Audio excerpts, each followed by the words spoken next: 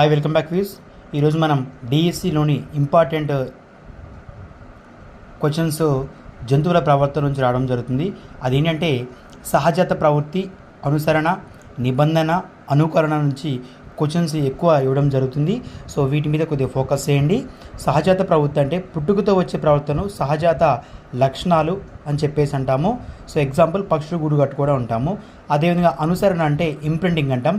బాతు పిల్లలు గుడ్ల నుంచి బయటకు వచ్చిన వెంటనే ఏదైనా కదులుతున్న దాన్ని కనిపిస్తే దాన్ని అనుసరిస్తాయి అన్నమాట. సో దాని వెనకే పోతే దీన్ని ఇంప్రింటింగ్ అంటాం. ఎగ్జాంపుల్ మనం తెల్లబాతులో అధ్యయనం చేసేటువంటి కొనార్డ్ లోరెన్స్ గురించి చెప్పవచ్చు. అదేవిధంగా నిబంధన అంటే కండిషన్. ఇది సహజంగా కాకుండా కృత్రిమంగా ఒక ఉద్దీపనకు ప్రతిచర్య చూపే ఒక రకమైన ప్రవర్తన నిబంధన అంటాం. ఇది నేర్చుకోవాల్సినటువంటి ప్రవర్తన. అదేవిధంగా ఇమిటేషన్ అంటే అనుకరణ అంటాం. ఏదైనా ఒక జంతువు యొక్క ప్రవర్తన వేరొక జంతువు ప్రదర్శిస్తే దాన్ని కాపీ చేస్తే అలాంటి ప్రవర్తనను మనం